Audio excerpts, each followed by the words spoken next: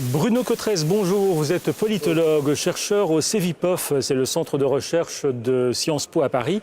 Et vous travaillez sur l'analyse des comportements des responsables politiques comme des électeurs. Et vous êtes un grand spécialiste de la France et de l'Europe. Alors, au bar de l'Europe, je vous ai servi une pomme d'amour dont l'Europe aurait bien besoin. En tout cas, si on croit à votre livre, qui a pour titre « Les Européens aiment-ils toujours l'Europe ?» On devine presque la réponse. Oui, au fond, le titre, il donne presque la réponse. Les Européens aiment-ils toujours l'Europe? Ça veut peut-être dire qu'au fond, ils l'ont davantage aimé. Il y a un moment où peut-être qu'ils ne l'ont jamais fondamentalement aimé comme ce que les élites politiques ou économiques ont pensé à un moment donné. Alors c'est vrai que la question, elle est un petit peu en point d'interrogation aussi. Il y a beaucoup à dire aujourd'hui sur la manière dont les Européens vivent ce projet européen, sur lequel tant d'espoirs ont été fondés depuis plusieurs décennies. Et aujourd'hui, avec ce sentiment qu'effectivement, il y a un désamour des Européens pour l'Europe. Mais l'Europe, qu'a-t-elle à dire aujourd'hui aux citoyens européens? Est-ce qu'on pourrait dire que c'est ça le problème? Le citoyen européen ne comprend plus. En tout cas, c'est un des problèmes. Les citoyens européens ont beaucoup de mal à comprendre aujourd'hui, au fond, à quoi ça sert l'Europe. C'est pas seulement une question technique, c'est pas seulement parce que l'Europe, c'est difficile d'en comprendre les mécanismes, de voir à quoi servent les institutions de l'Europe, mais c'est aussi dans les problèmes économiques que nous affrontons, le problème du chômage, le problème de la transformation de nos sociétés européennes. Quel est le rôle de l'Europe aujourd'hui par rapport en particulier aux gouvernements nationaux? Les Européens demandent beaucoup aux gouvernements nationaux dans cette période de crise.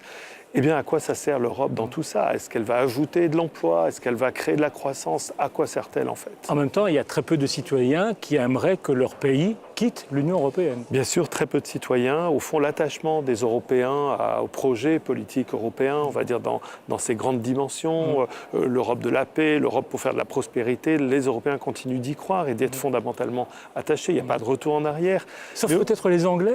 Oui, alors les Anglais se sont toujours inscrits dans un rapport qui est extrêmement particulier. L'Angleterre, c'est pas seulement parce que c'est une île, mais l'Angleterre, c'est également un système politique avec des responsables politiques qui ont tout un tas de mécanismes pour rendre compte de ce qu'ils font. Et le sentiment qu'ont les Britanniques, c'est très souvent que l'Europe n'arrive pas à rendre compte. On voit pas ce qu'elle fait, mais en plus, elle est obscure, elle n'est pas transparente, elle est bureaucratique, tout un tas de caractéristiques qui font que les Anglais ont des doutes. Mais donc David Cameron, il joue un jeu dangereux parce qu'il dit qu'il veut que la Grande-Bretagne reste dans l'Union européenne, mais en même temps, il estime qu'il doit demander l'avis des citoyens britanniques. Il a donc promis ce référendum. C'est un jeu dangereux. Alors, je ne suis pas sûr qu'on puisse dire que c'est un jeu, et c'est à balles réelles que ça va avoir lieu. Et puis, David Cameron, il est en partie lié à des promesses qui ont été faites. Au fond, Tony Blair lui-même avait promis des référendums sur l'euro, par exemple. Et les Britanniques sont tiraillés, taraudés par la question européenne depuis longtemps, et notamment depuis la grande crise, depuis, au fond, ce qu'on a appris, qu'un certain nombre d'États européens étaient au bord de la banqueroute, depuis un certain nombre de réponses de l'Europe. Ça a accentué au Royaume-Uni le sentiment que le Royaume-Uni souhaiterait avoir une relation d'une autre nature, renégocier sa position dans l'Europe. Et oui, effectivement, la question que va poser le Premier ministre britannique à ses citoyens, ça risque d'être un des plus importants tournants de l'histoire de l'Union européenne. Alors, dans plusieurs pays européens, les pays du Sud en particulier, on voit bien que les grands partis traditionnels perdent des plumes. Victoire de Syriza aux dernières élections en Grèce, Podemos aux dernières municipales en Espagne. Podemos, un mouvement, un parti qui est issu des indignés et qui a remporté des grandes villes comme la ville de Barcelone. On va d'ailleurs écouter la future maire Podemos de Barcelone. Il y a beaucoup à dire, beaucoup à dire. Mais une fois de plus, comme cela s'est produit à d'autres reprises au cours de l'histoire, c'est la victoire de David contre Goliath.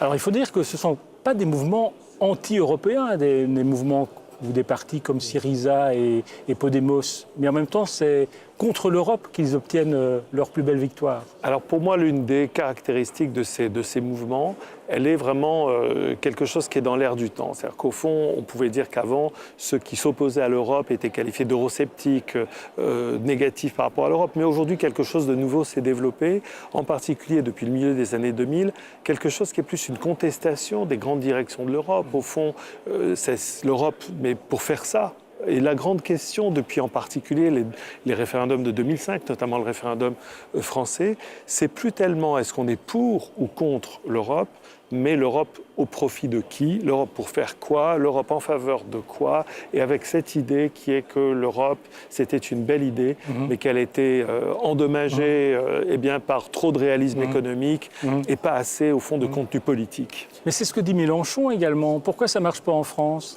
Pourquoi ça marche en Grèce et en Espagne et pas en France? Alors en France, il y a d'abord et avant tout la présence du Front National qui a su capitaliser sur ces questions, qui a su au fond se positionner sur le ressentiment par rapport à l'intégration européenne.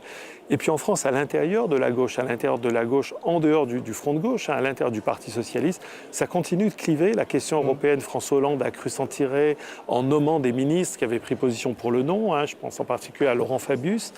Eh bien en fait, cette question continue parmi les électeurs du Parti socialiste de faire débat.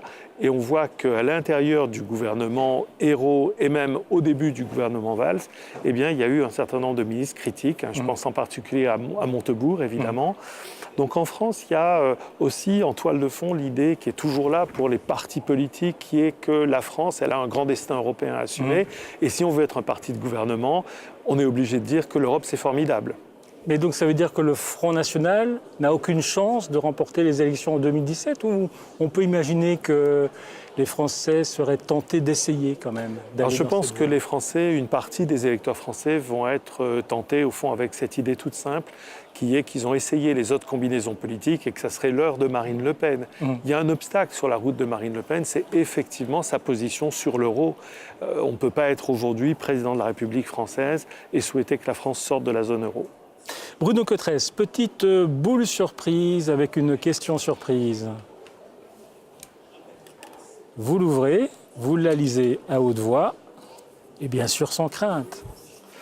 Ah, les Républicains, c'est plus sexy que l'UMP. Donc c'est le nouveau nom. Alors les Républicains, c'est le nouveau nom de l'ancienne UMP. Alors est-ce que c'est plus sexy? Les partis politiques... Est-ce que ça va aider Nicolas Sarkozy? Voilà. Je ne suis pas sûr que ça aide fondamentalement. Ce qui pourrait aider Nicolas Sarkozy, c'est au fond deux choses. La première, ce serait que Nicolas Sarkozy explique aux Français qu'est-ce qui explique sa volonté du Sarkozy 2. Les Français sont restés sur l'idée que Sarkozy 1, le personnage était peut-être intéressant, mais qu'il y avait aussi un certain nombre de limites de Sarkozy 1. Ils attendent peut-être qu'on leur explique pourquoi il faut un Sarkozy 2. Et puis la deuxième chose qui aiderait Nicolas Sarkozy, c'est au fond d'abattre ses cartes sur son programme. Au fond, aujourd'hui, on sait toute l'ambition de Nicolas Sarkozy, sa volonté de revenir à l'Élysée. On a vu les Républicains, mais pourquoi faire? Quelle est la ligne? Est-ce que c'est une ligne qui va être une ligne? Au fond, il faut aller plus loin dans la remise en cause des 35 heures, du temps de travail, de la législation sociale. Ou est-ce que c'est une autre ligne, une ligne plus classique, à la Alain Juppé, néo-gaulliste? Si par exemple Nicolas Sarkozy remportait la primaire, est-ce qu'il va être obligé de composer avec la ligne d'Alain Juppé? Pour le moment, on n'en sait pas grand-chose. Bruno Cotresse, merci d'être venu au bar de l'Europe. On va s'attaquer à cette pomme d'amour. Il y a peut-être des petits verres dedans aujourd'hui. Ah, il y a du sucre dessus.